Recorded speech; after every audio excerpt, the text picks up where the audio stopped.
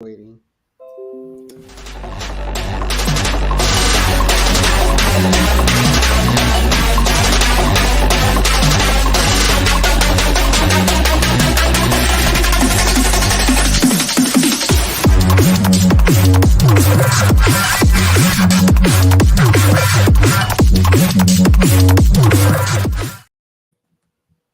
Good evening. Keeps up the cash. Gary B, the casual comic guy here, and joined every Thursday, as always, on In the Hot Seat with the usual suspects, my good buddy Digger Jim. Jim, how you doing tonight, sir? Doing very good, very good.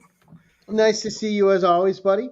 Thank you. You too. And a special co-host again tonight, elbowing his way onto the channel once again. We have Anachronic Comics Joe. How you doing, Joe? I'm doing great, Gary. Thanks for having me. I just want to say that I am an unusual suspect, right? Right. Okay. I got him. Especially after my last appearance on your show, where I was saucing it up a little bit. I know, Gary. I don't know if we can let you on my show anymore. Right. And Joe had a great 1K celebration. If you haven't watched Joe's 1K celebration, I would recommend just go watch it for a fun time of a bunch of dudes hanging out and having a blast with each That was other. great. That's good. And of course, our guest of honor this evening, you just saw him on the 10-1-1 the week before. We have Steve White in the hot seat. Steve, how you doing tonight, sir? Another glorious night in paradise. After lovely technical difficulties, we made it work yet again. We're going to have to get you a T-shirt that says I may have difficulties. Yeah, just technical difficulties. Yeah. I'll apologize because, I'm in Canada, so sorry. Internet, sorry. Internet. If you say so. So this is a little bit different from the 10-1-1, Steve. This is more of an interview show. We're going to ask you questions about your collecting, you growing up, the kind of nerdy things you're watching and into, and how it influences what you do now, and favorite time periods, stuff like that. But before we get there, why don't you give the quick 1 to 2 minutes of who you are, then we'll go say hi to our audience. Oh, that's going to be quick. I'm Steve the Voice White. Actually, that moniker there that I put there, that's because of Tina. Tina started that because I was on the Reggie Collect show there, and she was like, oh my God, that voice. Even Reggie was saying something about my voice. I guess the melodious sound of my voice was pleasing to their ears, so I got this moniker, The Voice. So now the siren of YouTube, huh? Yeah, I I'm was just going to gonna ask about that. I don't understand what's the voice, so I'm glad you're explaining it. So there you go. So that's the explanation of why now I'm apparently the voice. So Tina branded you. Yeah. Yep. And when the OG brands you, you stay branded. Right. right. I mean, you don't go do against Tina. No, No. you don't. No, you don't mess with the OG, man. That's it.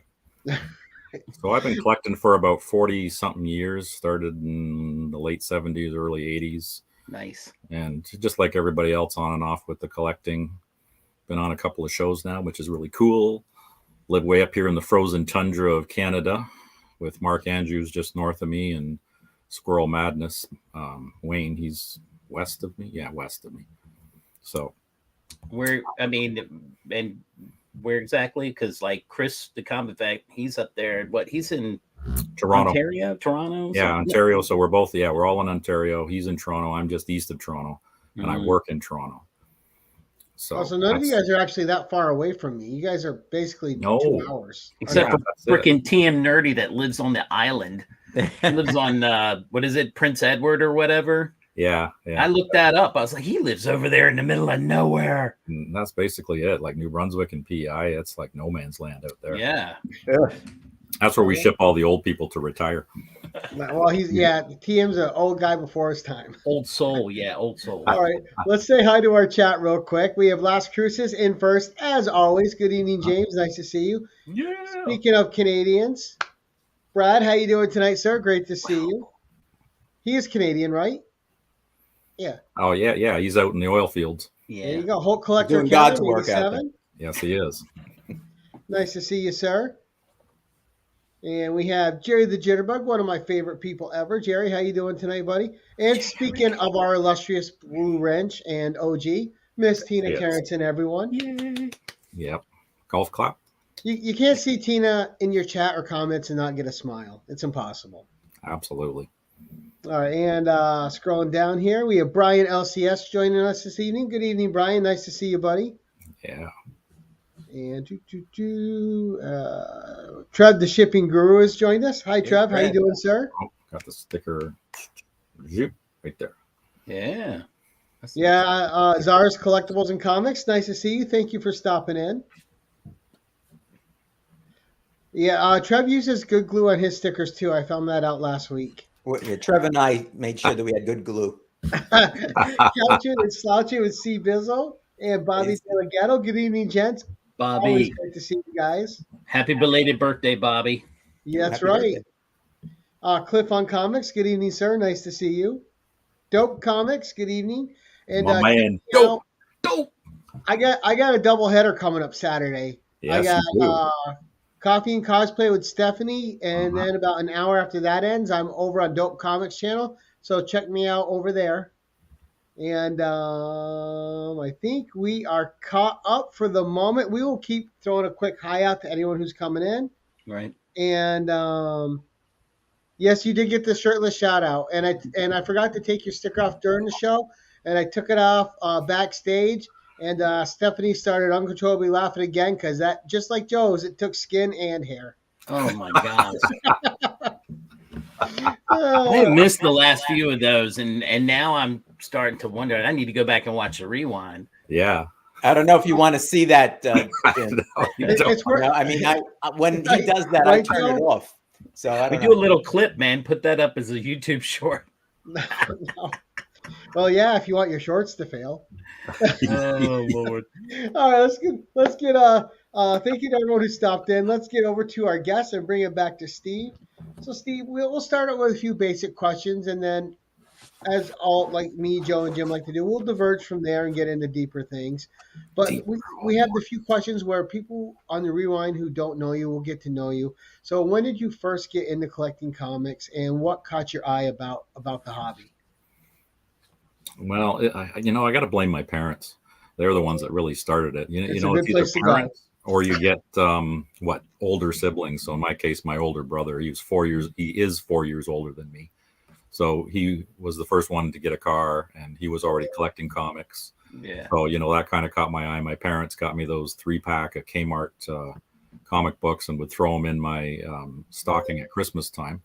So that's what's got me into the Disney stuff and into the early comics. But it wasn't until 82 when I had my own money. That's when I really started going. And that's when I actually started taking care of my books, because I had one of those captain's bed that had the bookshelf at the end of it. Oh yeah, sure. And my books were just basically stacked willy-nilly, folded, ripped, just well-loved and read. That sounds familiar, Steve. That sounds very familiar. Yeah, it's, my brother was the OCD neat freak, and his were all bagged and board, organized. Don't touch my stuff. Don't look at my stuff. Don't think about my stuff. It's my stuff. It's my stuff, man. How old were you, Steve, when you were doing that? When you think you started? How old were you? 12 years old. Yeah, that's when I had a paper route, delivering the papers in my street and getting the big $15 a month. And then the first one that started it all, I showed it on the 1011, was my G.I. Joe #3. That was my very first book that I ever bought with my own money. Wow. And of course, I had to go out and get a 9.8 and a newsstand to boot, right? Because you got to get the newsstand, because that goes with my original, because my original one is beat to crap. Well, yeah. But it was well loved, right? Because I saw this thing on the newsstand in Coburg when my parents dragged us camping all over the place, and I just had to grab it, because what 12-year-old doesn't like robots with fire and stuff? And you can't feel bad about it being well loved. I mean, that's the whole point of comics. Like, if you're not reading them and loving them, then why would you stay with them? Right. Absolutely. I was in my class today, and my students, they were talking to me like I was doing some of my comic book stuff, and they're saying, "How many comics do you have in your collection?" And I didn't even hesitate, because I know exactly how many. 6,327 books. Damn. And the one guy goes, "Wow, have you read all of them?" I said, "Yes, I've read every single book that I have." Nice. Now, if somebody asked me that, how many do I have in my collection? I go, a lot. Yes. More than one or two and under 10,000. I mean, do you use like CLZ or something, or do you have it on a spreadsheet? I mean, yeah, I got an Excel spreadsheet. I'm too cheap for CLZ, so I painstakingly put an Excel spreadsheet together, and I took pictures of every single book and put them in the Excel spreadsheet along with what I paid for it, what the grade is, and what the current value So is. if you don't have OCD, but your brother does, Yeah, I was going to say, how bad is your brother? I know. That's next. That's Because just too much sounds, work. you sound next level OCD. Do you guys agree? Yeah, Yeah. I mean, that's No doubt. I couldn't do it. I mean, I love CLZ, and I mean, once a year, pay a fee. I mean, big deal. Right. I couldn't. I don't have time and patience to do what you just said. Everything you said, I was like cringing. Oh. Right. I agree, because I tried doing the Excel spreadsheet to begin with, Mm-hmm. and I said, and I had the pictures, same thing. I started with that long box number 1, and I got to long box number 1, and I was exhausted. Yeah. Then I got CLZ at the time when it was just a desktop thing, and I actually got a scanner so I could scan the UPS code, the UPC code on this stuff. Yeah. And then they went over so you can do it on your phone. On your phone, I love it. Which was great. So I go on my phone, I just take a picture of it, and it comes up, and I say, yeah, add it. You know, I mean, so I mean, I still got a few boxes to do downstairs, but I'm estimating, Steve, that I have about 6,549 comics. Nice, well done. I got around 6,500, I think. I don't know. I found doing these Excel spreadsheets and organizing the books somewhat comforting. It must be my ADD. It was relaxing to me to go through all these books, and you can see behind me there, over here, that I've got. I'm in my basement comic book room, by the way. The last time I was in my upstairs comic book room. This is where the bulk of the collection is, because it's way too heavy to be putting on a second floor, because I started getting scared with the amount of boxes and filing cabinets and weight restrictions on the wooden floor.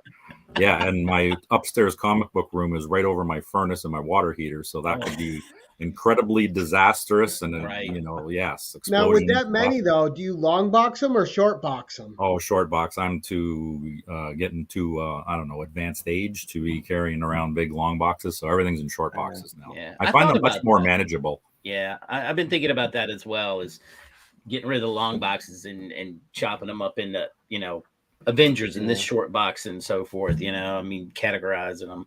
Yeah, I still got 8 long boxes, but I'm moving them to short boxes slowly but surely. Yeah. You guys like the BCW plastic ones, or you just stick with the? I buy the plastic ones. I got the cardboard. I have my the cardboard. My kids say, "What do you want for Christmas or your birthday or father?" Say, 5-pack BCW short boxes. Yeah. Now I did get a BCW, my first BCW slab box, which is, you know, plastic slab box, which it's now full. I need another one. How many does it fit? 3. How many can you get in there? Slabs? I'm not sure. I have to go and count it. I think it's like 25, maybe. Oh, that's not bad. So, like what a CGC submission would be. Yeah, something like if that. You did like a 25. Yeah, and it's not bad. It's sturdy and but I was surprised I was able to fill it. I didn't realize I'd gotten so many, because I mean, I don't do a lot of I don't have a CGC account, so I don't slab, but I wanted something for them. So I don't either. I just do it through my LCS. You see, and I do have the cardboard boxes, Steve, but they're not the regular ones like everybody else has. So they're Numa ones. I don't know if you've ever heard of this company. So the front and back of each, the way they fold, it triple walls them, so they're extra sturdy. Nice. Okay. So you can stack them a little higher then, right? So you could, if you were stacking them, right? Right. Yeah, I could stack them 4 high, and it's not a big worry about I'm not crushing anything. Yeah. And that's what Rhinos does their boxes through this Numa company. Yeah, I saw them when I went to Rhinos. They're really nice boxes, you know. And it's right, funny because BCW short boxes, they say you can stack them 6 high, but I'm only 5'6", so I tried doing it 6 high, but then I couldn't get the top one. I stop at 4. Yeah, I think 4 is a safe number, but right. And then what do you do for the slabs, Steve? Because I do the plastic ones. They have the black top, and like it's a weird type of plastic. I get the BCW one. I have 2.5 of them filled. Wow. Yeah. They creep up on you, those slabs, don't they? I just started with a couple. Next thing you know, I've got 51 slabs now. I went and counted them. But I have an account. Well, Steve, I didn't have a slab in 2019. My first slab was Conan the Barbarian, issue 16. And now I have 6 slab boxes. Yeah, that creeped up on you too. Little bit, just a little creeping. Just a little bit, right? All right, so now you got Pocan Joe's joined us as well. Yeah. Good evening, Pocan. Nice to see you, buddy. Brother John, Rolando. Nice to see you, Rolando. And so, Steve, now when you were a kid, we all had our favorite things that we like to watch, that we were always in front of the TV. We weren't missing.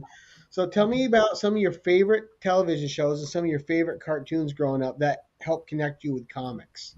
Oh my God! When I was a kid coming home from school, it was like the trifecta. There was Thundercats, GI Joe, and Transformers. Transformers, right on. Yep, that was my trilogy right there. I loved the Comico Robotech series too. When that came out, I was like a faithful watcher and collector of those books as well. But it came down to the GI Joe, Transformers, and Thundercats. I just loved those series when I was. And I thought of you the other day. A brand new Robotech series just started. It did. That's why I had it on my spec list, because that's coming back, and who knows, and maybe in a big way. I don't know. Now, what about live action? Were you Incredible Hulk or Wonder Woman or the old serials? Oh, Linda Carter, come on. Like, she was the Right. best. And live action shows, it was more like Steve Austin and the Bionic Woman. Oof. Oh, yeah. Yeah. I love those. I think one of my favorites was when he fought Bigfoot, that episode. Oh, yeah. Yeah, I remember that. Yeah. Right. And then you had, of course, Land of the Lost. It was always fun for me, the Marty Krofft shows. Oh, yeah.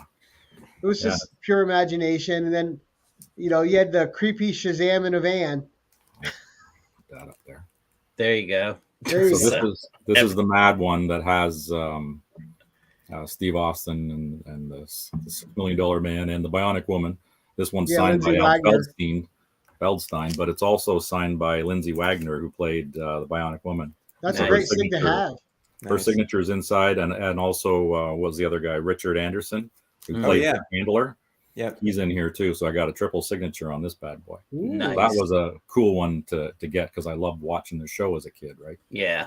Nice. And you know what's funny? I don't know if you saw it, and I haven't got it myself because I didn't know about it till recently. But they did a comic book crossing over Wonder Woman and Bionic Woman, the Linda Carter Wonder Woman, and the Lindsay Wagner Bionic Woman. They had like a 6-issue series. Very cool. That'd be something to find. Right. So I mean, they keep bringing back these old properties because they know how strong the nostalgia is. Yeah. Well, yeah, and we're the ones with the disposable income, so they got to cater to us right now because they want our cash. I don't know, the way the country's gone, the disposable income's less and less all the time. That's right. Yeah, now we're on a decline now, but it's cyclical. It goes up and down, up and down. We need another up, Steve. Can you make that happen for us? Okay, hang on. You call your people, right? Now, when you really started collecting seriously, aside from that GI Joe #3, we know you're a big Mad magazine person. Yeah. One, I want to hear how you got into Mad magazine, but then once you really decided to really start focusing, what was it that was speaking to you? I was collecting the 80s Mad magazines at the time because that's all I could afford. And I don't know what really spoke to me on that. I loved reading all the little comedy bits inside it. It was really funny to me. And there was one particular issue, I don't have it down here with me, but it had compositions on the back side of it. So I could actually bring it to school, and the teacher didn't realize I was sitting there reading a Mad magazine in class, because the back of the book had compositions written all over the back of it. So it looked like just a textbook. Oh, wow. So it was hilarious. And I thought, that's cool. I'm getting away with something in class, and I'm reading a Mad magazine. Nice. And they actually had one of the comic books had that same cover on it. It said compositions, so you could get away with it in class. But I don't know really what spoke to me. It was fun to me. You know, the Spy versus Spy, the Don Martin stuff in there. Right. I just loved all the cartoons that were in that thing. Yeah, the best and I just went mad collecting it. And so every time I saw it on the newsstand, I'd grab it, right? And but when you got really into collecting hardcore, was that your main focus right away? Was Mad magazines, or did you have a few? No, not really. No. I was doing Thundercats, GI Joe, Transformers, and the Wonder Woman Volume 2, the George Perez one. Ooh. Those were kind of my big ones. And then I was into the Comico, the Robotech series. I had a pretty good pull list at my local LCS that I get my brother to drive me to, since he was the one with a car, and it was perfect that way that I could bum a ride from him and go down and get my books. I was probably getting about $20 worth of books a week. Wow, that's pretty big for back then. Yeah, that was pretty impressive. Okay, wait, Steve. Is that when you had the paper route? When you were making $15 a month, $20 a week? You must have had a side hustle, right? Yeah. What was the side hustle you had here? I got into another job, a place called McDonald's. And I think I was making $3.25 an hour at that place. Were you selling special sauce on the side to people who wanted the special sauce? Yeah, a little special sauce for you for a few bucks. And they didn't that was one of my first jobs too. And I remember I made $3.33 an hour. That was the minimum wage. Yep, it was. And they had no problem hiring underage people. Child slave labor was perfect for them. Yeah. Do you remember running a 12.6 sear? People don't even know what that is nowadays. Oh, yeah. I was a master at that thing, man. I used to do those all the time. Those burgers, I'd be out there just going, bing, bing, bing, bing, bing, bing, bing, bing, getting those burgers flipped. And you knew it. As soon as a bus pulled in, you knew what you were doing. Oh, yeah. We saw that bus. We're like, oh, shit, get them on. Good times. Lots of burnt fingers. Oh, well, that was back in the partying days too. I would stay up all night and then be to work a half hour early. I was never late for work, no matter how much partying I did. Mm-hmm. Yeah, my dad always said if you're going to go out and party with the boys at night, you get up and work with the men the next day. Go ahead, Jim. I had had an old man at the church that was teaching Sunday school. Same thing. It was all us young guys in there, and he said, "Boys," and somebody came in late to his class or whatever you want to call it, and he looked at him. He says, "Listen, if you're gonna hoop with the owls at night, you gotta fly with the eagles in the morning, son." And he was, World War II vet, so you weren't gonna say anything other than "yes, sir." And I was just like laughing. So I'll never forget that as long as I live. No way. You gotta hoop with the owls at night, you gotta fly with the eagles in the morning. And you see, I got used to that from my regular house living, right? Because I was always a night owl and I was always an early bird. I was both. Yeah. When people say you're one or the other. I was always both. And I still am to this day. But I loved watching David Letterman back in the day. I wouldn't miss it. My parents are like, fine, you can stay up and watch David Letterman, because I think they got sick and tired of getting up and telling me to go to bed. Yeah. Because I would just get back up and watch it and say, but you can't ever be late for school. I beat everyone up every single morning.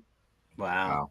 I saw David Letterman signal off, and then that was still when there wasn't all-night programming, right? You just get the white fuzz on the TV after. Yeah, that's when they signed off. Gary, I was similar to that. I'd stay up late, and I had to get up. I was teaching school at the time. I had to get up like at 5 a.m. to be able to get to school in time. And I used to stay up until, I kind of do it a little bit now too, but just stay up until like 11 or 12, whatever, get some sleep, get up, Friday night, go out. But here's what I did on Wednesday. All right. I didn't do anything after school. After school, I'd drive home and I'd be in bed by 7 p.m. So you made up your time. I'd feel great for the rest of the week. And that was it. So that was I used to recover on a Wednesday. That was my recovery day. Nah, you know what Joe really did, guys? He would get in the classroom. He goes, look, I'm going to sit in this chair behind my desk. I'm going to put my feet up, put my head on my pillow. I'm going to sleep for the 45 minutes. If you guys don't wake me up, everybody gets an A+. Yeah. I will tell you something. You go. I taught in the South Bronx. So if I did that, I wouldn't have any pants. Any money, anything. They'd have drawn on your face or whatever, Right? So you'd wake up homeless. Bobby De La Ghetto says he is not a morning person. Right. Brother Joe says, I think a collector needs to know what they want. There you go. And, Absolutely. And Trev's, I got one of them mugs. Yes, I got mine right here. Yeah, these are the best. I know, Exclusive right? Club. All right, Jim, we've all put ours up. Where's yours? I'm Cheers. sorry, Jim. I don't got one. I don't got one. Now Joe's going to have to rectify that one. Now, Steve, did you win that one, Steve? Yes, I did. Okay. Yep. Gary got it for his birthday. Yeah, Nice. see, I was just being a jerk, Jim. That's all. that's all. I learned it from Matt Woods. Matt Woods. I love Matt Woods. I love And then Matt everyone's got to Woods. take a drink because that's a His drink. ears, Right ears, there. ears Yeah, gotta His be name. ringing. Matt Woods, everybody. Matt Woods. Cheers. I don't have anything Well, in it, but it we'll looks like pretend. you had some big books over there behind you up on the wall. So, are you primarily a Marvel person or DC or a little of both?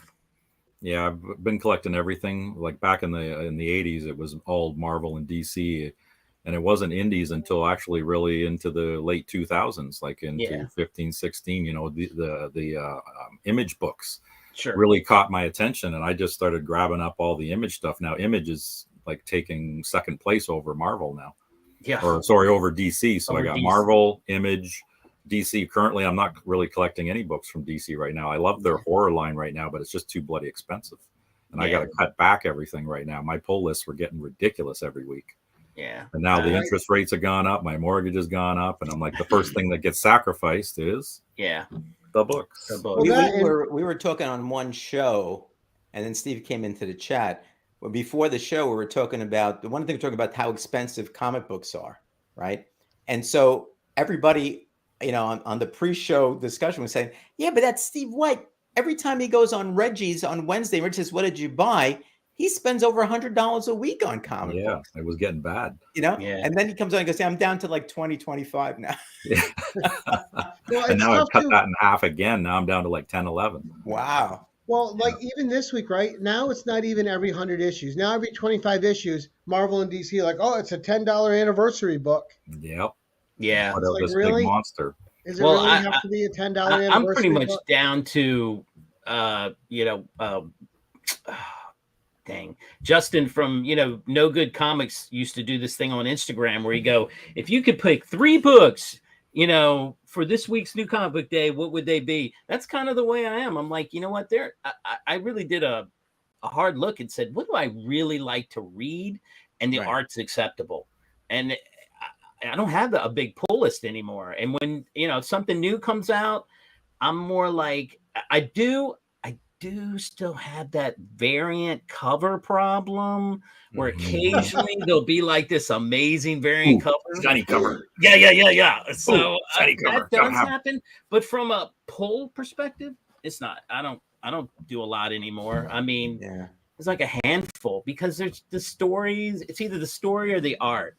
If it has really good art and I like it, if the story is carrying it and the art is acceptable, because I'm an art guy. I don't know about you. That's a good question for you. Do you care more about the art or the story? Oh, crap.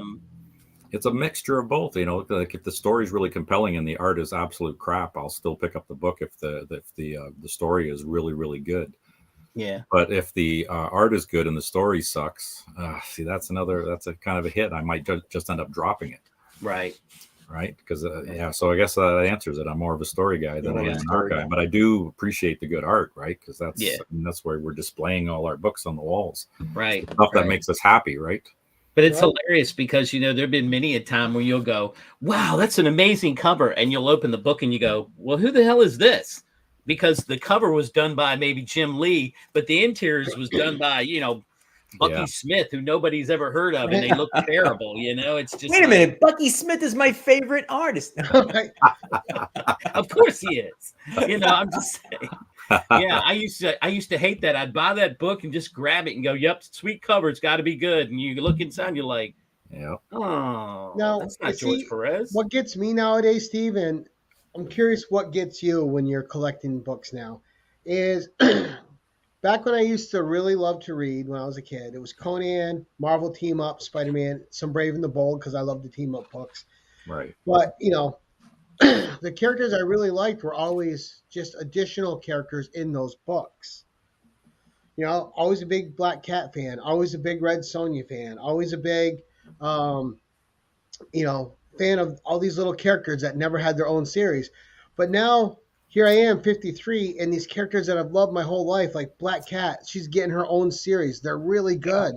The art's great. The storytelling's fantastic. Silk's getting her own series, which I keep buying. Captain Marvel, who I'm a big fan of. Carol Danvers keeps getting her own. And then Jessica Drew, who I've loved my whole life, just keeps getting, like, I was dead set against getting that new Amazing Spider-Man 31.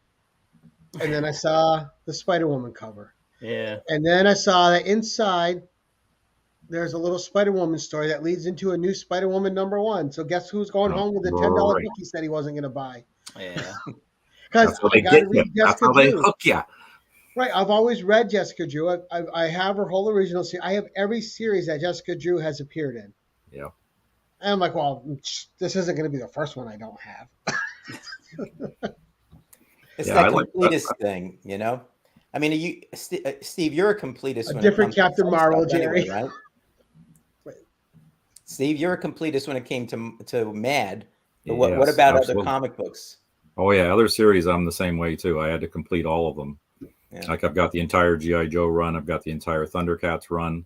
Unfortunately, I don't have all of the Transformer run, though. I stopped at 55 or 56 when the Jim Lee covers were there. Mm-hmm. And then I stopped on that one for whatever reason.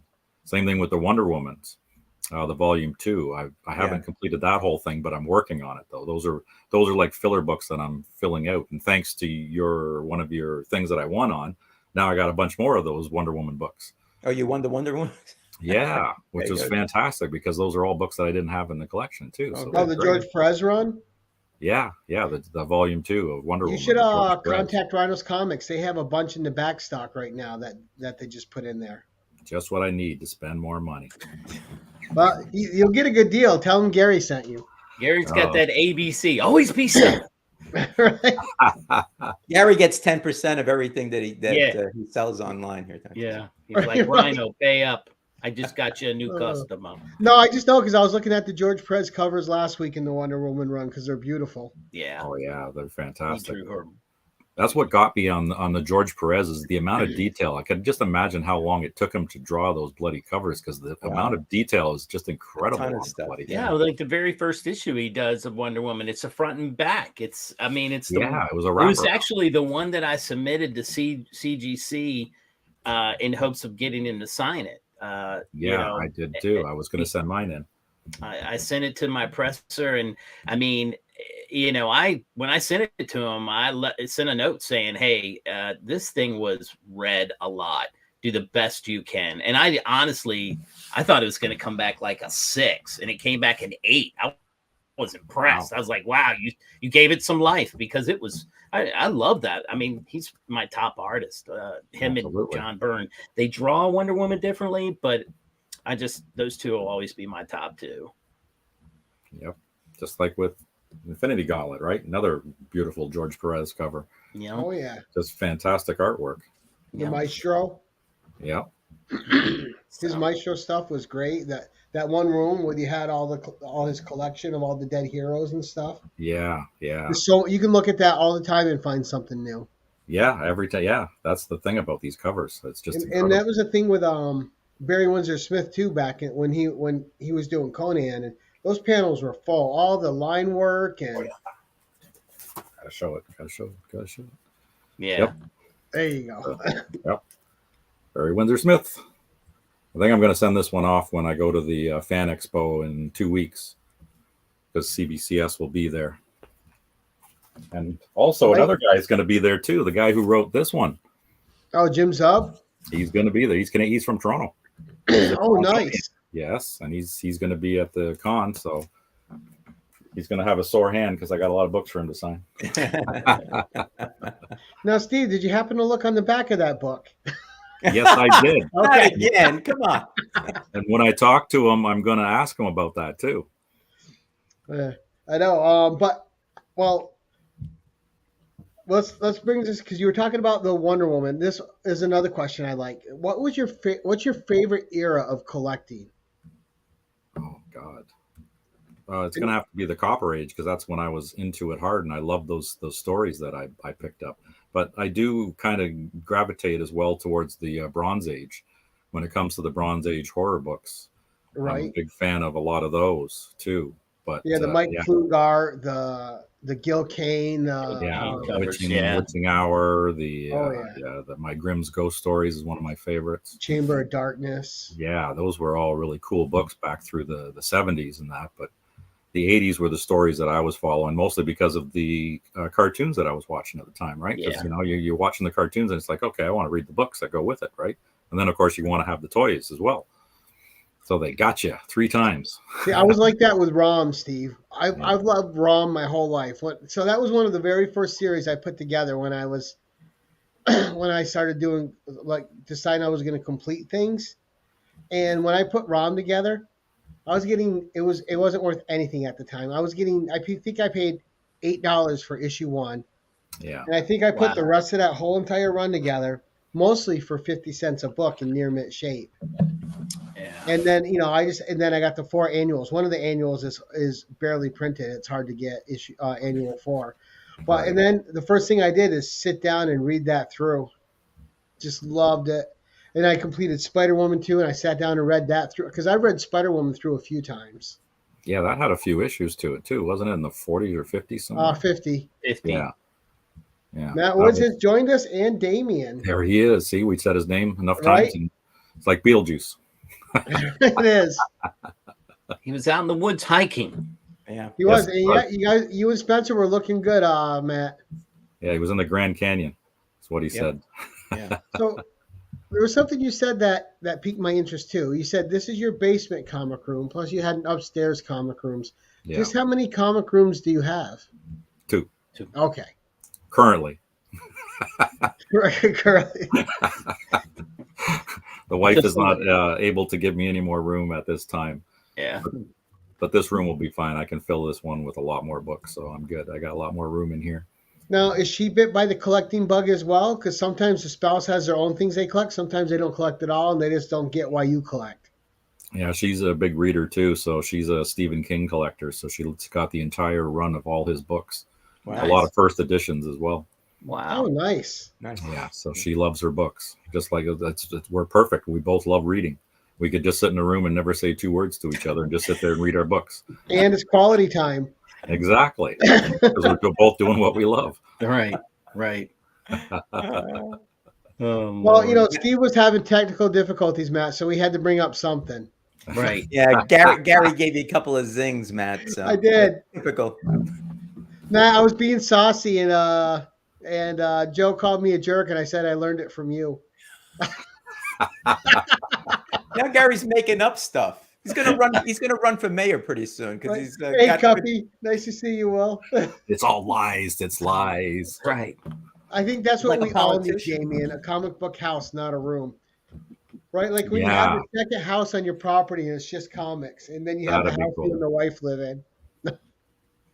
Well, that's the idea too, like putting the books up on the walls and around you, so you're basically inside of what you love every time you go into the room. Right. So, Steve, so you said you started at 12 years of age, roughly, right? Yeah, somewhere around. What do you think your 12-year-old self? How would he react to your 2 comic book rooms now and everything like that? What do you think he would say? Blow his mind. He'd be a kid in a candy store just going through the books and just read everything.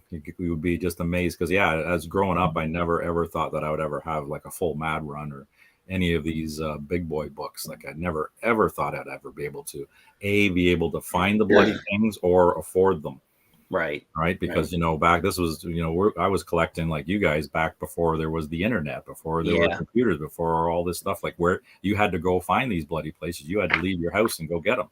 Nothing was mailed to your house. No, unless you got a subscription from one of these companies, right? But you had to go find them. And our closest big city was Toronto, and a little 12-year-old kid ain't going into the city by himself. That ain't happening. So I'd have to beg with my brother, and anytime he went into the city, I'd go with him, and he'd do the comic book crawl. So he'd hit all the stores. You'd go up Yonge Street and hit the Silver Snail and the Unicorn, and there's a bunch of other comic book stores up there. And I'd be with whatever friggin' savings I get in my pocket and go looking through the books. And that's actually all your comic stores named after wildlife. The snail, the unicorn, magical beast. Right? Yeah, it's a Canadian thing, right? Yeah. The Moose Now and you Tea Cup, go to Oh, Retro Woodland Rocky Beast. Comics. right? Mutant Beaver Comics. Yeah, that's a good Now, one. does your brother still collect too? No, he got right out of it probably in the 90s, and then he's got about 17 long boxes, and he hasn't done absolutely nothing with them at all over Oh, the you haven't years. been able to convince him to slide them over to you, huh? Oh, I did. I bought his box of GI Joes off of him to finish my run of them. So Nice. now I have Nice. almost a complete run of newsstands and direct editions. Wow. Now, Nice. did you sit down and read it front to back once you got them? Yeah, First issue to last? yeah. I Isn't that a started going great through them feeling to again. be able to sit down and read an entire run? Yeah, that was amazing because I never had the last 30 or 40 issues. I had them like sporadically from 100 up to 155. But those last 10 issues were really hard to find. They weren't printed, like people were losing interest in the book. Right. So it kind of died off. So there was less and less printings of those books. So they become a little more scarce to get your hands on. Oh yeah. So And I was lucky that's something that goes under the radar is how difficult it can be to get like the last 10, 15 issues of any series. yeah, that's Right. it. And the same thing with Thundercats too. The last 5 issues are like ghosts. It's hard to find them. But I was one of those people that was meticulous on that collection because I love the series so much. I bought it right to the end. I had it on my And that's pull something list. else too, because like I keep talking about, I got a few different runs that I'd like to finish, and the main one is the just volume of Justice League of America, and I'm down to about like 17 or 18 issues, and I can go on YouTube, or rather YouTube on eBay, Yeah, and I could see some of them, but they're just overpriced, yeah, and I don't know what the condition is in. So what I'd rather, there's no real LCSs around here. So what I'd like to do is there's a couple of them. Actually, when I'm down in Florida, there's a few more I can go to. I'll just go to one every now and then and search through their long boxes. Because even if I end up spending that money, I can see it. I can, and it Yeah. doesn't have to be perfect or anything like that, but I could see it, and I could see that it's something that I wouldn't mind having in my collection. Right. And you can go So home with it right then. right then, you go Yeah. home with it right yeah. then. So I don't know. Do you encounter the Instant same thing? I mean, do you gratification. buy off of the eBay, or do you go to stores or LCS? What do you do to find those books that you need for your runs? Yeah, it's a combination. There's a Facebook Marketplace, Right. my Yeah. local LCS, my side LCS, my side LCS, my side LCS.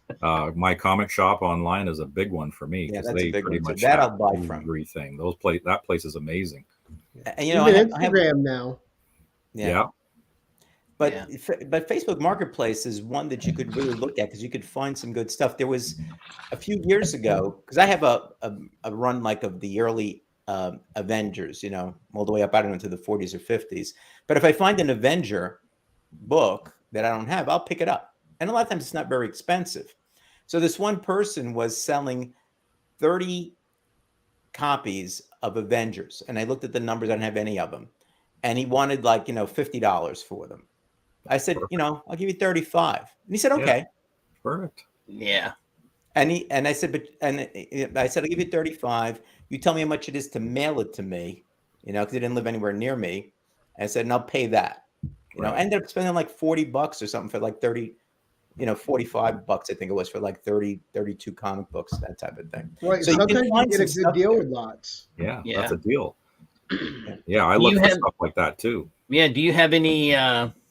That was going to be one of my questions. Was, you know, a lot of people can always recall, like, oh man, let me tell you, I got the killer deal on this book. You know, do you have any of those stories where you just like, oh man, I got this book and I scored? It's you know, the person Ultimate either Fallout. didn't care or didn't know, or Yeah, Ultimate Fallout 4 yeah. and the slab 9.2. I paid was like $120 for it. Wow. Yeah, Nice. that's And this just a was good before the deal. big massive hype. Yeah, And it's yeah, got for sure. the crease down it from the being in the poly bag. So Yeah. it's all pressable. I looked on the grader's notes, and it's all just creases and folds. So none are color breaking. So I could actually crack that thing out, and who knows, I could get a 9.8 out of it. I have no idea. Wow. But I haven't gone to that point yet because that book just exploded, right? So now if I try to do the CPR on it, what I'm going to pay to freaking get it graded again, it's going to be ridiculous. So Right.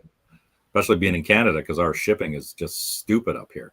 Yeah. Right, I'd so almost I'm be looking- afraid to ship it anyway. It's about $100 for me to get a book graded up here. Wow. You know, and that's the thing too. Because some people see some of the 1960s books that I have, and I've actually sent a few in already. But some of them, even in a raw state, you know, even as like a 4 or whatever, it's worth a lot of money. You know. Oh yeah. And so to get it great, so you should get. I think it was Rob was saying you should get all these great. I said that would like bankrupt me. Yeah. Right. You know. So I do one or two here or there. You know, I do a couple of them. I usually press them myself. You know, if I think I'm not going to destroy it, and then I go ahead and do it, and that way I can do it. But I can't do a whole bunch at one time because they're worth just like that that Ultimate Foil like 4. I mean, it's worth a lot of money. And it's going to cost you a lot of money to get it done. Yeah, maybe you make more money back, but you still got to shell out the money to begin with. You know, that's if you're a seller or a flipper. And if you're not going to sell it, right? And I'm not going to sell it. I keep it. I keep my books. I'm not selling my books. So, you know, I'm fine with a 9.2 for now. Right. Yeah. So I got the book. It's on the wall. It's great. So I'm always looking for that book that I'll find that I'm like, I could care less about this book. But look, it's worth $500 if I slab it. You slab it, comes back at 9.8 and you sell it. That's how you flip the money to Yep. Uh-oh. Did Jim just freeze on us? Get something. He froze. Oh, there he is. He's back. No. Yeah, man. that's how the hobby can pay for itself. But it's hard to find those books if you're like us and you collect stuff that you like. I know. And then I never want to give it up. My wife's like, I thought you were going to sell that. Yeah, I'm getting to it eventually. It sounds like my wife. Right? Yeah. The people who collect that are readers, we're the ones that really don't flip our stuff as much. We buy it, we read it, we love it. Yeah. Exactly. And I got a crappy memory, so I'll go back and read it again. Yeah. And I'm a multiple copy whore, Steve. Like one of my favorite all-time issues in comics is Conan the Barbarian, issue 100, The Death of Belit. I must have 7 or 8 copies of that book. Right. And then when I'm collecting the old Bronze Age and Copper Age stuff, like I have a bunch of Conan, and you know, and at one point it flipped. Not in the early issues, it wasn't, but it hit a point, and then it was newsstand and direct edition. And then if I have one and not the other, and I see the other, I buy the other. And then of course that wasn't enough, right? Because then it was newsstand, direct edition. And all of a sudden, you had other variants in. Whitman's price variant. Whitman. Yeah. UK price variant. Right. Yep. Yeah. And there's some of those books I have like 5 times, and they're all different for some reason. Canadian price variants. Right. But and I never. Although up here it's our normal cover. Right. And I never think about the collecting in Canada either, because you know you guys are just our friends to the north. We're so close that sometimes you don't think about the differences. So sometimes I don't think about like how it's challenging for you guys to get something over how it would be challenging for us. You know what I mean? Yeah, exactly. But I know like when I'm on eBay and I'm looking at something, and I see a book I like, and it's from Austria or something, and it's like I'll see the price. I go, "Ooh, 99 cents? Why is that so cheap?" And then you see like $32 shipping. You're like, "Oh, okay then." Right. And that's what I have to be careful when I'm looking at eBay in the U.S. because there's certain areas of the U.S. which is where your mailing hubs are, and I can get books sent to me cheaper than other areas. It's funny, like New York State, Michigan are ridiculously expensive, and they're really close to me. Yet I can get something shipped from California like super cheap, just because it's near like a main mailing hub or something like that. And it's on the other side of the freaking country. And you're right. I can get it cheaper than something from New York State that I could drive to pick up. I think it's the same thing with Florida too, because I was down in Florida, and I forget I did that birthday show last year, and I brought books down there to send to people, and somebody in Canada won, and it was cheaper, I think, to send it there from Florida than it would have been just from New York. From New York, right? That was probably with me because you told me that. You said you sent me a message. You said that you were going to ship it from Florida instead of when you were going to go back to New York. That was the Wonder Woman stuff, probably. Yeah, Wonder Woman. Yeah, that one. Yeah, it's crazy. Yeah, so we need a better postal treaty with Canada. We need something. Exactly. And then you got to fill out the other form. What is it? And some other form you got to fill out for tariffs or something. Yeah, because the government's got to take their piece of my stuff. Yeah, the export tax and everything else. Well, I always write gift on it. Yeah, anything I ship international, I write gift on. Yeah. Yeah, there you go. Yeah, but you still got to define for Canada what it is that's in there, what the value is. As a matter of fact, I thought I was smart, right? Here's the lawyer. So I look up the law and I read it the wrong way. So I go to the post office Oh, no. and she says, you don't have the tariff form. I go, it's under X dollars. I don't need the tariff form. She goes, no, you need the tariff form because, and then she tells me something. I said, really? She goes, yeah, that's what it says. I said, okay. So I had to go to the side. Go to the side, fill out the form, then go back and give it to her. Yeah, I got into a pissing match with those guys at the border when they were sending my Mad #1 up to me, and I won it at an auction from a place in Texas. And there was I think I paid $250 for it. That was the signed #1 that I showed on the 1011. And they were arguing that the cover price was 10 cents. And they're like, it says 10 cents on it. How come you paid this much money for this book? And it's like they didn't understand what collectibles were, and right. I had to send them a letter and explain to them what this book was, and just shut up and give me my damn book. They thought I was trying to pull a fast one or something. Yeah, they were looking inside to think there were any drugs in there, Yeah, exactly. No, it's 10 cents, $250. Rip it out. Look, guys, it smells like weed. Like jewelry or diamonds. This stuff goes up in value. Yeah. Yeah, so that's just insane. So Wellport says there's no taxation in Canada. I guess that's why they want all that tariff money. Yeah. Oh, they tax us to death, just like everywhere else. Unless you're in Pennsylvania, then we can't state that we are sending anthrax to Canada. It has to be gift anthrax. Well, Matt Woods, you're just going to get us in all kind of problems. All right, now when Matt disappears on his next hike, we'll know who picked them up. Somebody picked them up. Yeah, helicopters are coming down. Yeah, you hear the drones flying overhead. Here comes the A team after you. Now, Steve, what is your favorite all-time storyline in comics? What's the one you can keep going back and reading over and over again? It's still my G.I. Joes. Wow. I can never get enough of those books. Nice. I always go back and read those bloody things. And after, like I said, when I got that collection off my brother, I just went crazy when I was going through, because I take pictures of every single book. So if I got it out of the bag, it's right there. I took a picture of it. Might as well read it. Yeah. Right? So yeah. That one. And then just recently I went back and started reading those Robotech series again. But now, there's so many books that I love. It's so hard to pick. Yeah. Like, which one is the best? Because, I love every one of the bloody things, right? So that's why I have them all. Right. Well, you got to tell us who your favorite Joe is. You can't be it's like you can't be a Transformers fan and not tell someone your favorite Transformers. You can't be a Turtles fan and not tell someone your favorite Turtles. Right. Who's your favorite Joe? Right here. Anachronic Joe. That's my favorite Joe right there. Yeah. I don't remember reading Lawyer Joe and G.I. Joe comics. Lawyer Got Joe. him out of all sorts of scrapes. What's on the cover? Right. I'm kind of a Snake Eyes fan. I like the Snake Eyes character. He's pretty cool. Nice. That and Storm Shadow, because I gravitate towards the dark side. So that silent issue is one of your favorite issues of Joe? Yeah, 21. That was hilarious. And the reason why it was silent is because Larry Hama was on a deadline, and the fastest way to write a book was with no dialogue whatsoever. Right. That's the only reason that book is silent. But you gotta love those quirky things in history that make something cool like that, right? Yeah, exactly. And that book took off and is like so famous just because there is no dialogue in the entire book. And it was only done because he was today. Yeah, I meant to do it. Yeah.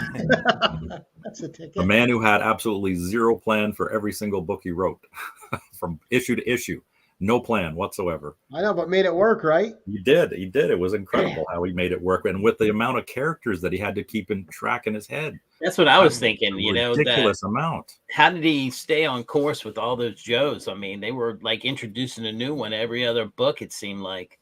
He explained it. He said how he kept them all in his head was because he based everything on people he knew. So that's how he kept it straight. Oh, that's great. I went, that's brilliant. See, I pictured like an FBI map, and he's got all this red string and pins everywhere. That's why he started doing those dossiers. And then Hasbro came in and saw them on his desk and said, those are cool. Let's put those on the back of the toys and then put them in the back of the comic books. Sure. So he was writing out all those dossiers to keep it straight. So he knew what, outfits they wore, the color of the hair, and it makes perfect sense. Yeah, it did. I mean, it fit the property. It did perfectly. And a lot of those, and a lot of those properties, especially the ones, and Joe will know this, and Jim will know this, but a lot of those ones that were based on toy lines, they weren't expected to succeed. And none of the writers wanted them. No one wanted to work.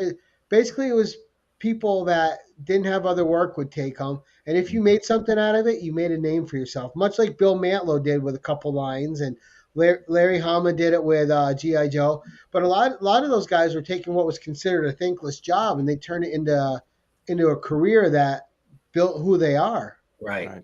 100%. Yeah. That whole run of ROM, Bill Mantlo, beginning to end, every issue. You had things like the Micronauts, and a lot of these things like that enhanced the toys. Like the Transformers comic, I'm sure nobody thought would be as good as it was. I'm sure nobody thought a G.I. Joe comic could read great. They're just little toys. Yeah. And then you get the right people, and they create this world, and then that just, when you go to play with those toys as a kid, man, it just enhances everything. Your brain's on fire going to those. Now, It was all by a happy accident too. That's the funny part of it, though. That was all just absolute freaking accident. Now, nobody wanted to write the bloody book. They just went around and they went to the last guy was Larry Hama, and he said, "Okay, I'll do it," because he wanted to write. But he had the talent, He did, but he was an editor at the time. And Jim Shooter couldn't get anybody to do the book. Nobody wanted it. Everybody refused it. Right, and he gave him the vehicle. He gave him his chance, and he made the most of it. Yeah, and it was successful. He's now with IDW, and he's continuing it on. They started at 155 and a half, and then they carried on. And if anyone don't know, Bill Mantlo was hit by a car, and that pretty much ended his career. Yeah. But what a creator. He was writing so much. It was all great. Now, we're going to go a little bit off. We're going to go comic-based, but what is your favorite comic-based collectible that you own? Comic-based collectible? Yeah, but not a comic itself, but say a comics-adjacent collectible. Right there. Let me take it down. Is that a Robotech? Yep. I was trying to see. Favorite. Yeah, I was going to say, I can't even see.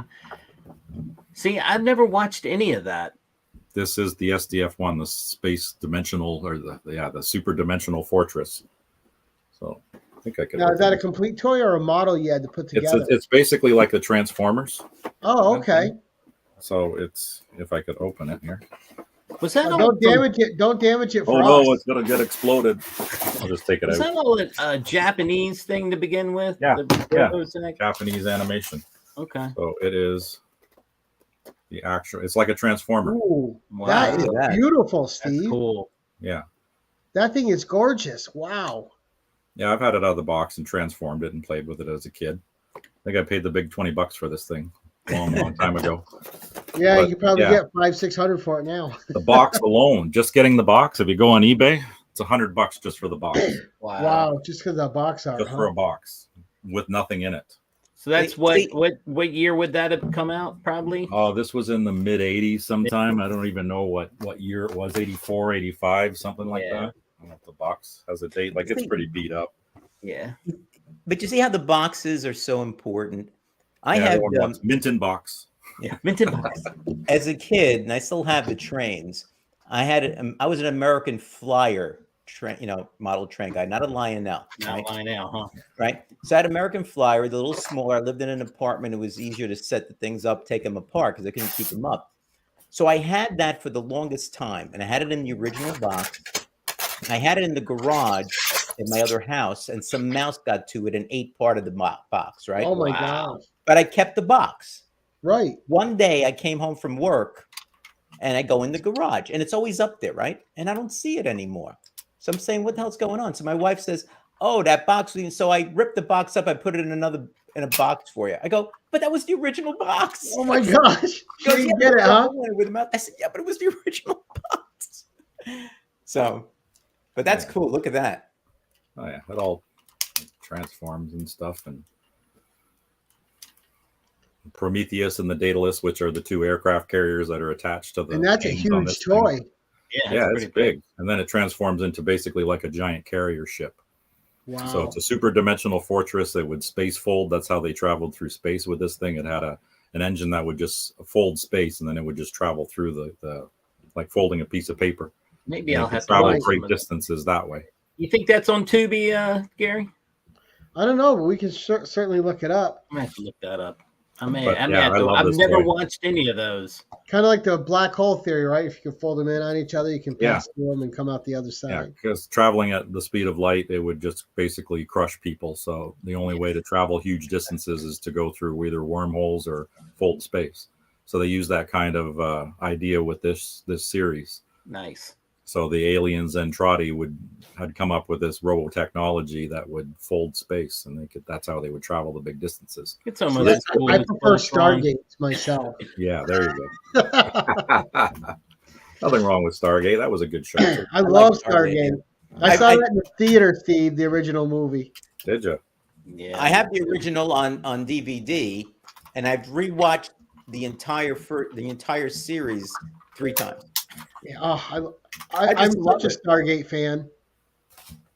Yeah, and there were all the different series too. They had Atlantis and Yeah, I watched all of those Yeah. too, but the original, I mean, I just love the original. And that one started out pretty adult, and then it got a little more campy as it went on. The funniest one that I had, and I loved watching, is the one where the day repeated itself. Oh, the Groundhog Day one? Yeah, the Groundhog Day one, and it was just really, really funny. And I remember that one. I watched that one probably 100 times. I mean, I don't know. I just kept on watching. I said, "This is really so funny." But that was a cool show. It was. Just what a great concept, right? Yeah. Man, bummer. No Robotech on Tubi, only Transformers. I'll have to look somewhere else. Robotech. Yep. You could probably find the DVDs of the series from the 80s. Yeah, They're readily available. I find them on Marketplace all the time because they marketed the hell out of it, and they printed a hell of a lot of them too. Because I mean, during the 80s, that was like the golden age of comics. There was a gazillion of them printed. In the 90s, got even more. It was just there was all kinds of them. What was Spider-Man #1 in the 90s? How many was printed? It's like 5 million or something of that book. Yeah. Some stupid, ridiculous number. Or X-Men Right. 1, the most printed book. Or X-Men 1. That's the one. X-Men 1. Yeah, that X-Men one Spider-Man was- 1 was printed almost as much. Almost. Yeah, it was crazy. Yeah. I've got like, I don't know, too many streaming platforms. It's bound to be on one of them, for crying out loud. Yeah, check Voodoo too. So with all the movies and TV shows these days, is there any character that you haven't seen brought onto live action that you're dying to see made live action? What, of any particular comic books? Yeah, Yeah. just someone you're dying to see become a live action property. Actually, the one I'm really hoping that would actually come out would be this one here. This is a series that I'm really loving. Oh, Noctera. Yeah. Oh, I would love Noctera. This in a live action movie would be absolutely fantastic. Oh, it would. That would be so killer. And with Man, all the you'd have to CGI really we have cast it today, out they could correctly. totally do Bill really well. Oh yeah, Black You Top know. Bill. Right. Like this would just make one hell of a sci-fi movie. Yeah. It's so good. Every time you pick up an issue, like you're done. You're like, oh my god, because you get so absorbed in it, and then it's over. The character Val, I loved. Like I was hooked with her from issue 1. Oh yeah, absolutely. Me too. I had Oh. to grab all the variants of that freaking first issue, including the secret one. The secret. Yeah. You got the secret one. I have a few of the. I have the few of the variants of the first issue. Yeah, I had to grab every bloody one of them because the FOMO got me hard on this. Because it's just like that. When you love a series so much, you just go full on it, Sure. Right. right? Like I know there's a certain guy that probably bought every single Conan variant cover that came out for that new series. We I won't bought a lot, mention not names. every one. I bought within my budget. There you go. But if you could have gotten every single cover, I Oh, bet you of would course. in a heartbeat. You wouldn't even have hesitated and just Oh said, no, "Yeah, I would have. Yeah. throw them in there." So Wellbore says Noctera was optioned by Netflix, just like Berserker was. Yeah. Yeah, I think everything's optioned, but whether Yeah. it'll really come out, Right. like Whether it's Oblivion development or Song was not. optioned, and everyone went nuts over Oblivion Song, and we haven't Right. heard a bloody thing from it. Never heard of Nope. it. Mm-mm. No, I That's think a you great get. series. Yeah, I think you get optioned, and then they say, okay, now go write me something that'll, we can use for TV, movie, or whatever, and then you never hear about it. So Yeah, that just dies. and then the book goes right off a cliff, right? Right. I mean, there's been a few Netflix shows based on things, and those books only went up like $10, $15 a book, and then they crashed again when the property failed. Well, So yeah. there's no guarantee that everyone thinks because something got optioned, all of a sudden it's worth a lot. Right. And that's option not- doesn't mean now what it meant 20 years ago. Yeah. No. And it's not necessarily, I mean, I don't think any of us bought it with the thought that it'll be a big moneymaker later on. It's just a really cool story and an awesome, I mean, Joe, in it. like you, Jim, I saw a strong female character that was going to kick a lot of ass, and I was like, all right, yeah. Absolutely. I'm like, I'm getting it. I'm getting it. Yeah, I agree. But Yeah, this is like the TV or the movie age, right? Yeah. Right. You know, and when you see something like like Noctera or one of these other, I didn't read Berserker, so I don't know about that, but Noctera, it's just like the first time the Avengers went on, you want to see the Avengers, you want to see these characters, you want to see them Right. live, and you hope that it's good enough because it just adds to the the good feeling you have about the particular comic book, the storyline with respect to that. You see them live, Right. they're there, Right. Absolutely. Or that these little characters that you like, that it gives them new life, right? You'll see more comics coming out because now there's an interest in it. Maybe, Mhm. yeah. They all get a bump once a show comes out, whether it's good or bad. They'll get a bump for a while, and then they'll, like you said, depending on how the show goes, whether or not they'll stay up or they'll not. So, all right, There you go, Jim. I'll watch some There on we go. YouTube. Thank you, Brad. Thank you, Wellbore. Yeah, I was sure I could find it somewhere. I don't know how well it's going to hold up, though. Yeah. Well, I mean, I went back and watched like all of the Voltron. I'm a huge Voltron fan. Oh, Voltron's a great one too. And I love that one. So I was like, man, I'm gonna watch this again. And it didn't matter to me if it held up or not. I was just like, yep, remember when that happened? Oh yeah, remember when I spilt my Slurpee on that one when that was going on. I was sitting there. You just remember stuff when you see things and you're like, oh yeah. I got beat up for that because I spilled my Slurpee on the carpet. My mother lost her freaking mind while I was watching Voltron. I love Space Ghost. Yeah. Oh yeah, that was a great one too. Live action Space Ghost has been rumored for 30 years. So I'd love to see that. That would be cool. And they don't even have to have his gosh, I can't remember the girl and guy's name. Because all they ever did was went invisible anyway. Yeah. Space Ghost. That's all I want to hear. Or Birdman. Birdman. Yeah. It's funny, they always gave themselves away because they'd have to yell. They just could not yell their name out.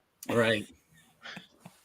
Wait, don't swing yet. I haven't yelled my name. I went back when Gary, after I don't know who we were interviewing, and we talked about Johnny Quest. I went back and watched a bunch of that on YouTube. I was just going to bring it up. I would love to see a live action Johnny Quest done well. Yeah. And they could be. Those are, and I made a short on that. Those 2 seasons are available to watch on Tubi. So when I'm folding laundry, I'll put on the old Johnny Quest and put down another episode or 2. Right. Dun, dun, dun, That's dun. my folding laundry watch. But Gary, Barbie made over $1 billion, right? Right. Think about it. This is kind of a similar thing for young guys. I mean, I'm not saying it's going to make $1 billion, but you could make some good money if you make a good story. I mean, all of us will go watch it. Right. Yeah. Absolutely. See, Johnny Quest, and so I'm going to ask you this: what property? Because I know what my property is. I'd like to see revived. What property from a long time ago would you like to see revived and see a resurgence of? For me, it's Doc Savage. Oh yeah, that was a good one. Wow. I would love to see Doc Savage redone and done right. The team around him, just the mythology really well, and a great movie of it. Yeah, the comic books were good in that too. I liked collecting those back in the day. I have from the 60s. I have the paperbacks downstairs still. It's going to be a video at some point in time. I just haven't gotten around to it. Yeah, the old pulps. Old pulp. Yeah, they took them from the pulps. So every one has like the cover is similar to like one of the pulp magazine covers. Mm-hmm. It explains it in the back. So they have each, and they numbered them all. I think I don't know. I must have about 30, 40, or 50 of them. I don't know, but they went into the hundreds. Wow. So they just kept publishing them. It's 50 cents in those Right. days. Yeah. And you get the book. As my friend John was reading all the Conan stuff, all the Robert E. Howard stuff. He was big into Conan. I got big into Doc Savage. So Right on. that's what we used to do. There's no wrong way to go either way. They're both great Yeah. characters. Yeah, Mhm. absolutely. And Doc Savage had a publishing resurgence like 10, 15 years ago, and they were pairing them up with sci-fi characters and stuff like that. And the one book I bought was Doc Savage and King Kong, and that was a great read. I'm like, how are they going to do these two together? And it was Yeah. awesome. Just to read about Doc Savage on Skull Island was so good. Yeah. Right on. I want to see the Transformers come back. They haven't left. Well, just as a TV show, though, I want to see the cartoons come back as Yeah. like the way they were in the 80s. Oh, okay, 80s style. Yeah, Yeah. 80s style stuff, just That's- carry on where we left off, The nice 2D animation. Yeah. I think when we grew up, there's always going to be that love for 2D animation. My Yep. biggest hang up with the Joes is nobody ever got shot. It killed me. As a kid, I was just like, nobody's going down. Yeah. Right. You know? Well, They were that's like the thing, right? stormtroopers. They shot exactly the way stormtroopers Yes, did. I was Just gonna every- say, Jim, who knew Digger Jim was bloodthirsty? I, That would be the ultimate I'm just- battle, right? my- Stormtroopers against G.I. Joe. Nobody, Nobody dies. gets shot. Nobody gets shot. No, but the thing was like my mother was a big, when I was, it was love to watch those old westerns, the old Yeah. war, black and white war things and so forth. So, as a kid, you see people blow up, shot, and everything else, and you'd watch G.I. Joe, and I'm like, there's nobody getting shot. But Yeah, you still the loved A-Team, it because they wanted to end, and that's all I cared about. But Matt Woods, the A-Team had a kick-ass song, and that's all they needed. Bum, ba, bum, Yeah. bum, bum, bum. Yeah, there's another toy. And then every episode, you had to find a way to knock out B.A. Baracus to put him Yep. on the Put 'em airplane. on the plane. Since we're talking about Oh, there you go. That's There a you beauty. go. the van. Nice. That's the dream band everybody wants. Exactly. It was a cool little toy. Something that I pulled out of the attic. Well, all those 80s cartoons, they weren't allowed to have that kind of violence because of Nancy Reagan's law. Yeah, no. Oh, is that what She it was? ruined everything. Yeah, and they had to have a message. That's why you saw like Thunder the Barbarian was gone after one season, and that was actually the most popular cartoon that year it was out because everything had to have a message. So immediately, creative freedoms crushed because it had to have a message. Everything had to have a message for kids. That's why you see at the end of G.I. Joe, and no one's half the battle. Go Joe! Right. G.I. Joe. Yeah. And that's why you had all these messages in these cartoons. That's one to grow on, or the ones after He-Man, and all that was because of the stuff that Nancy Reagan passed back then. Great. Back to the electric company again. Right. Yeah. Really, all right, guys. We've been going for an hour and 12 minutes. Oh, I don't want Joe to turn into a literal pumpkin on the show, so we're going to go around with final questions. Joe, we'll start with you, buddy. All right. Well, some people, so you've been a collector and so forth. What's the one thing you still want to accomplish with respect to your collection? I just want to finish out those runs that I started back in the 80s. I actually, the Reggie Collects helped me with that one because he talked about setting goals. And I thought that's a great idea. So every year I just take 5 goals and I write them down and then I try to hit those goals. So one of them that I'm still working on is just trying to finish those few runs that I really, really love from the 80s and just try to finish those out. Which give me one of them. So Wonder Woman Volume 2. That's Wonder Woman George Volume 2. Perez and Burns one. Right. That's one of the ones that I'm going to try to All right, let's finish out. Oh my God, that was stuck in there. He's going to say, it costs too much to ship from frickin' New York. Yes, Uh-huh. it does. I'm up here in the friggin' frozen tundra. They got to go Yeah, across with it's true. dog sleds to try and get them up here to us. Yeah. That and the Transformers, that's the other one that I want to, those are the 2 big ones that I really want to finish. Good luck. Yeah. Yeah.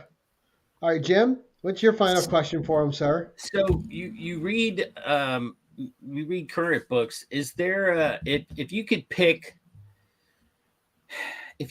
a character that that you like that currently doesn't have a book, whether it be DC, Marvel, Image, whatever, who would you want to draw it and write it?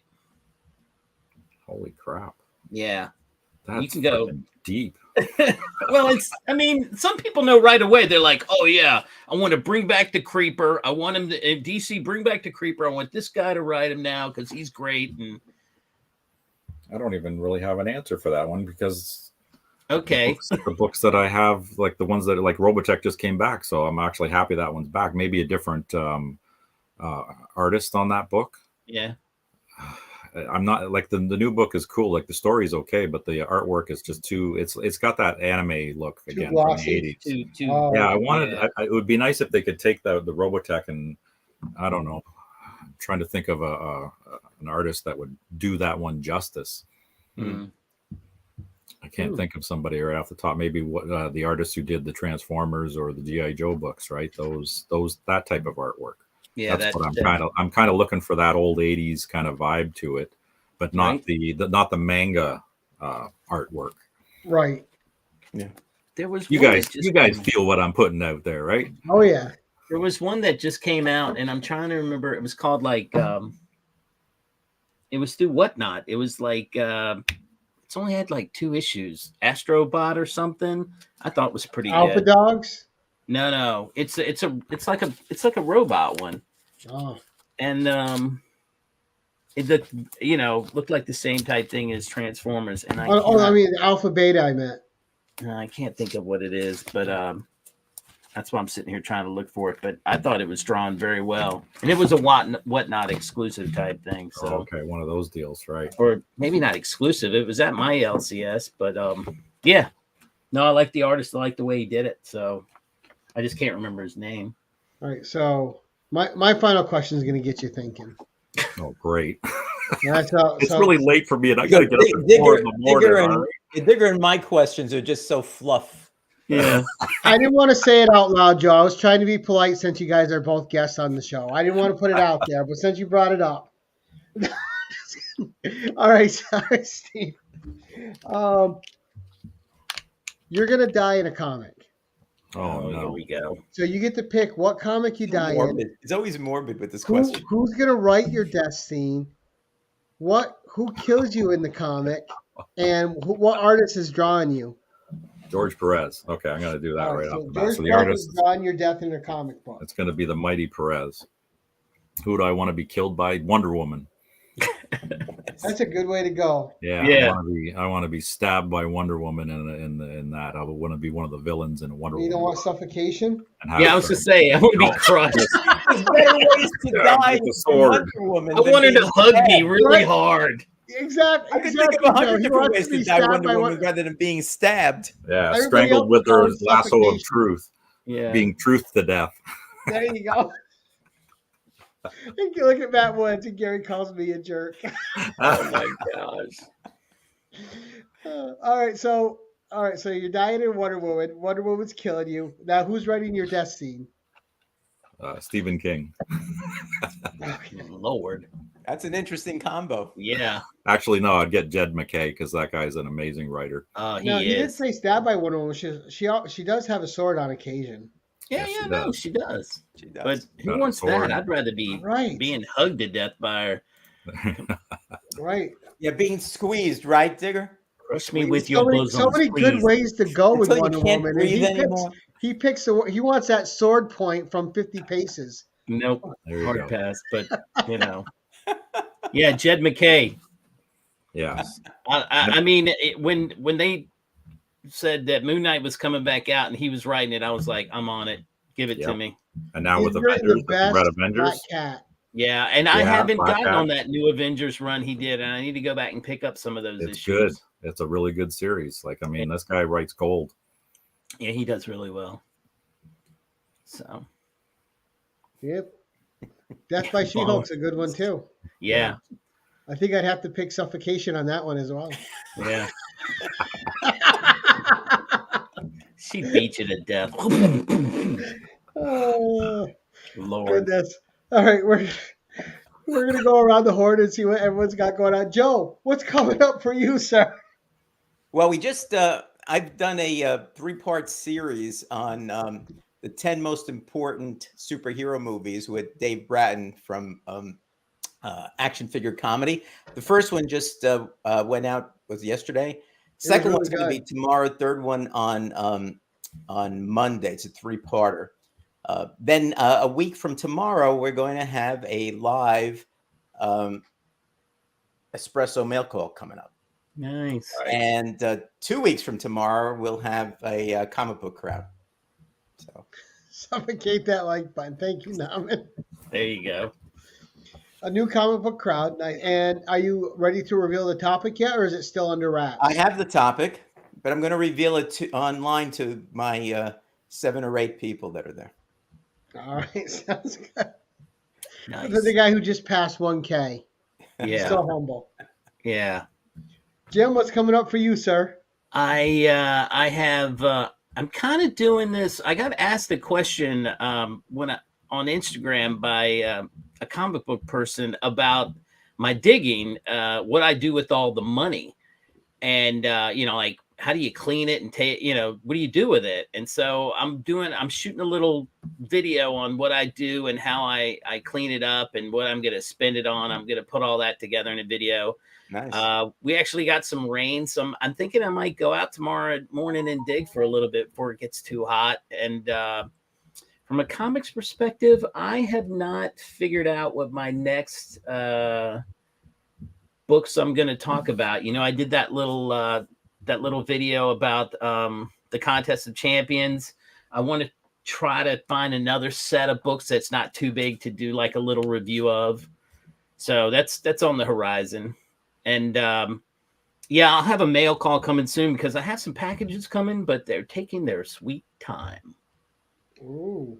And you're not even in Canada. Yeah, I don't even live in Canada.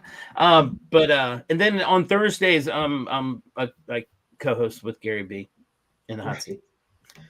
All right, coming up for me this Saturday, I have back-to-back shows. You can find me on Coffee and Cosplay with Madam. Stephanie is Vampirella this Saturday, so all you Vampirella fans tune in. After that, I am talking Conan issue 1 over on the Dope Show on Dope Comics channel. And then next week we have am I in the wrong week here? No, the 15th is coming up. We have Tony from Comiverse back on for his second appearance on the 1011. And then on the 17th, it looks like I'm pretty sure I scheduled someone on. I'm going to have to double check. So stay tuned for the 17th now. Oh, Gary, I forgot something. May I say on the 16th, absolutely on the 16th next week, Wednesday, is my 42nd wedding anniversary. Oh, congratulations! It's going to be a big day. Big day. No video. No video.